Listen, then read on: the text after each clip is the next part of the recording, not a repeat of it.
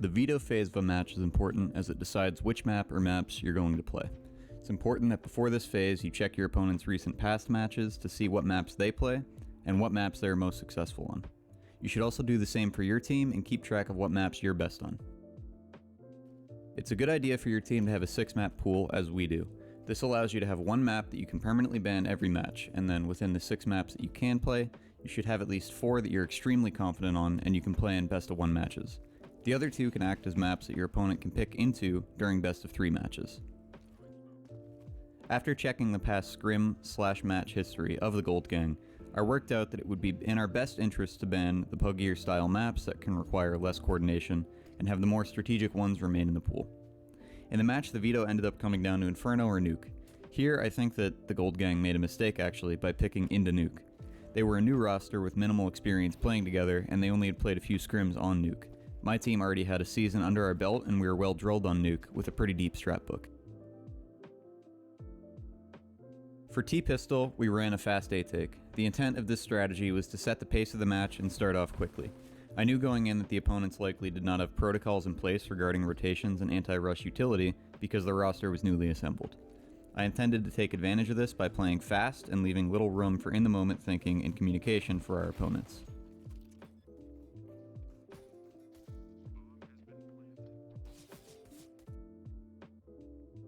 With the pistol and subsequent anti-eco win, I continued with our game plan of keeping up the pace and putting a lot of pressure on upper/ramp. We immediately started the first gun round with another upper rush, as I knew the other team only had around 4k each, and they would most likely be buying rifles over utility. This meant that the chance of a hot Molotov from the CTs was low, and we could probably just run out with some flashes and a mini smoke.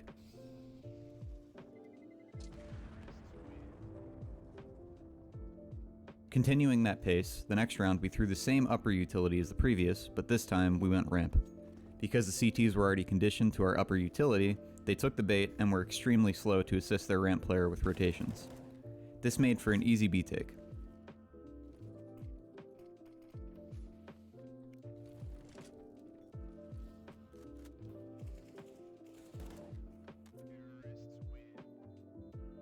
The next 2 rounds, we played slightly slower and held for their pushes.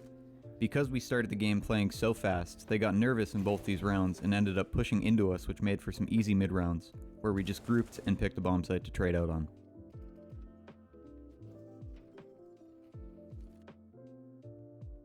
Round 7 is where the CTs used their first pause. It was obvious that they were flustered and did not have a clear response to our game thus far.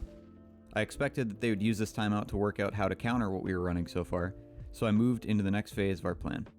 For this phase, we would be playing slower and start utilizing outside control. As soon as the pause was over, we threw outside smokes but didn't use them for anything.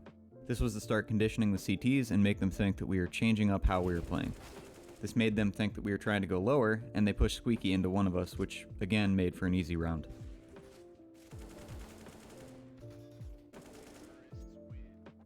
The next round, we threw outside smokes again, but actually crossed with them. Because we had not done this yet, and the only other time they saw the smokes, we didn't cross, their rotations were late to lower and they could not stop the execution.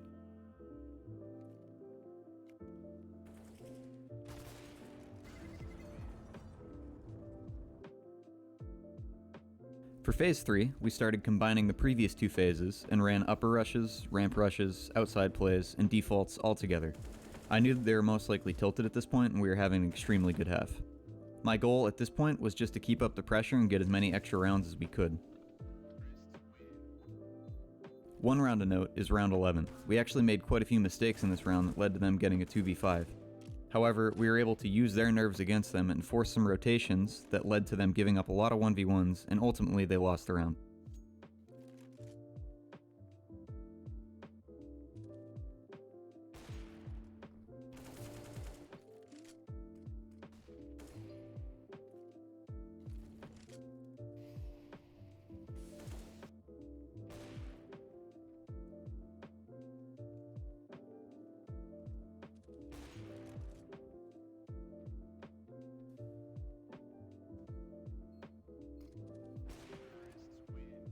The rest of the half was mostly uneventful as we ran the same stuff over and over again and we were simply in a better headspace and hitting our shots.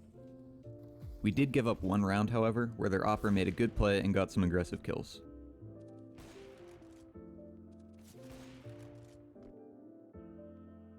By this time, as we were moving on to CT, the game was 14-1, and I was expecting they were going to just try some rushes or individual plays with minimal coordination. Because of this, for pistol I just called a 4-1 stack towards upper with 2 players near the vent, and me spotting ramp. This allowed for us to shut down any upper take, but also have 2 fast rotations down vent if they pushed ramp. They ended up pushing upper into 4 players anyways though, and they just lost.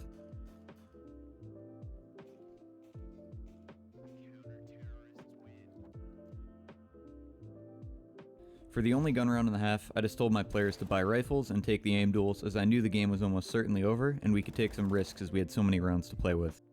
This is the round where the game ended 16-1 in our favor with Ornate's first ace of the season.